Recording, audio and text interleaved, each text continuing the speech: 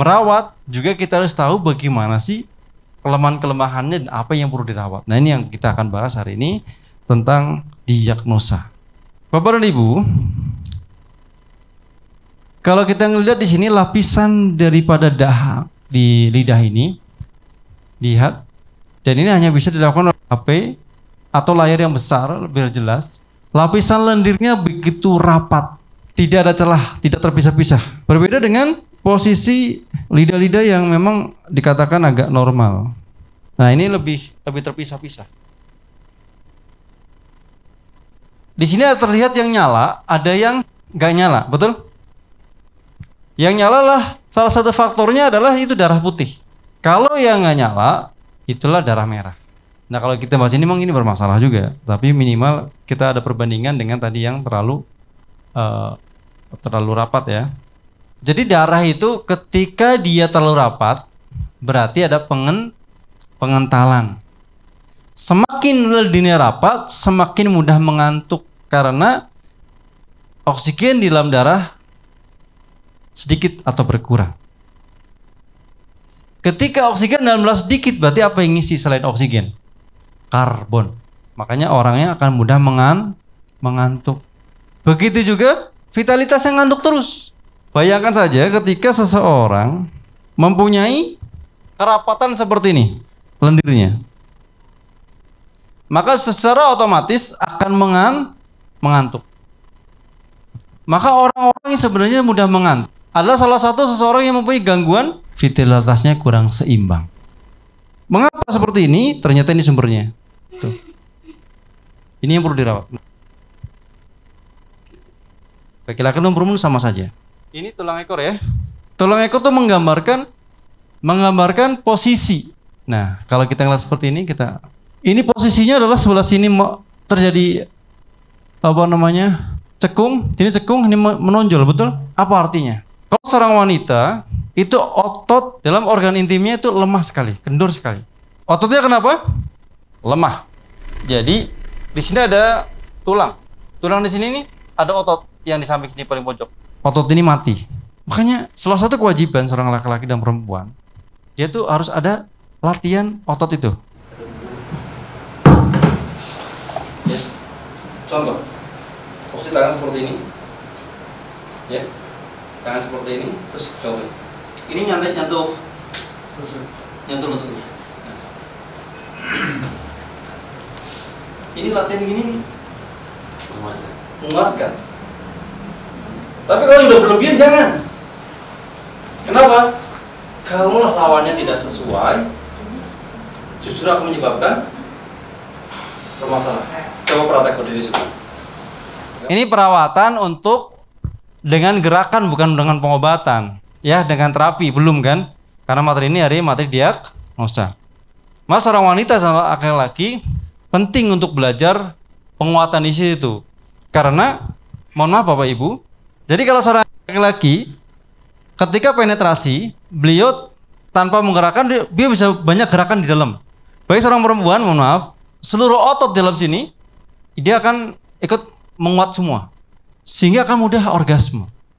Hampir rata-rata yang dikeluhkan adalah di dalamnya kosong.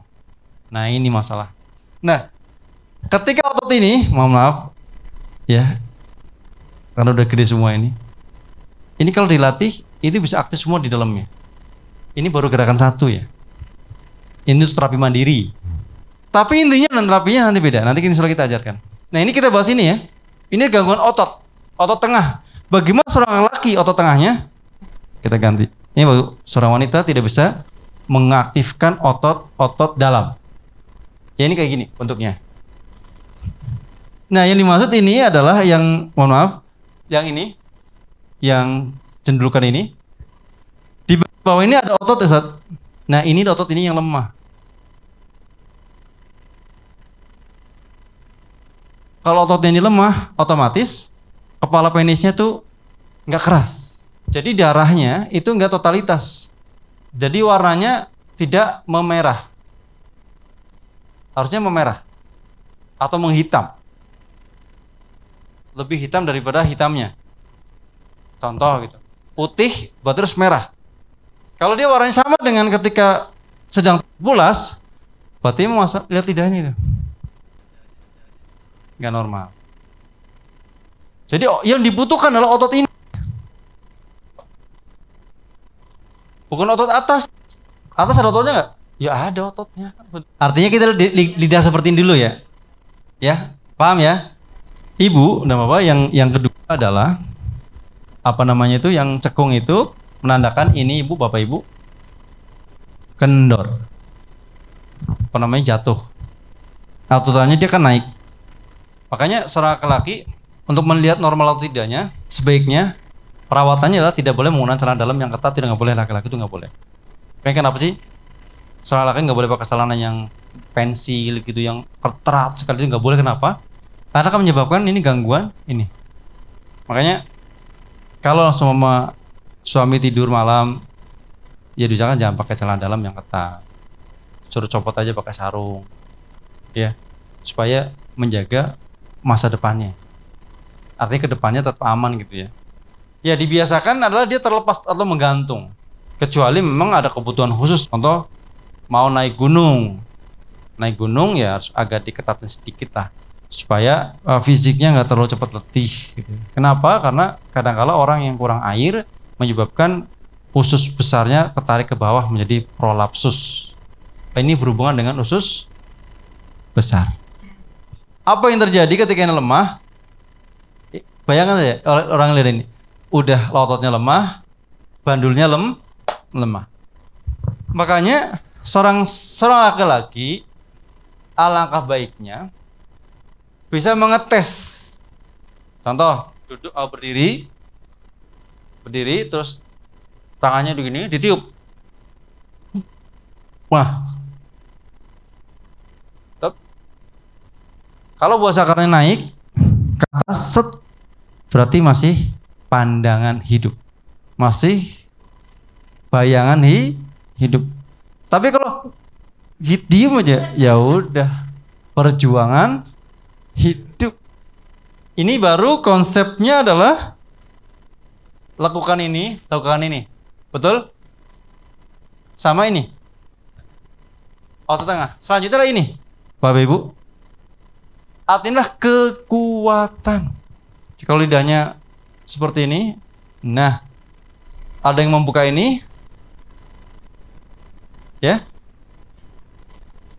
Contoh, Ustaz Asep dicek ke kamar mandi, contoh dicek, mohon maaf, lubangnya besar nggak gitu. Bukan karena udah lama menikah terus membesar, enggak juga gitu ya. Oh ternyata, oh iya agak besar. Nah ini menyebabkan namanya buronan editansil, ejakulasi dini tanpa hasil. Apa efek dari seorang wanita? Tanpa rasa. Butuh nggak sih memberikan kebaikan antara keduanya? Sang suaminya merasa senang, seorang wanita juga merasa senang. Karena kalau seorang suami tidak bisa orgasme sesuai dengan kebutuhannya, dia akan rusak, dipaksakan. Mohon maaf, ketika Ustadz belum merasa puas, keluarin aja, itu rusak. Nah seorang wanita ketika tidak pernah orgasme juga rusak. Ya rusak apa? Jiwanya. Maka orgasme itu melembutkan hati atau jiwa.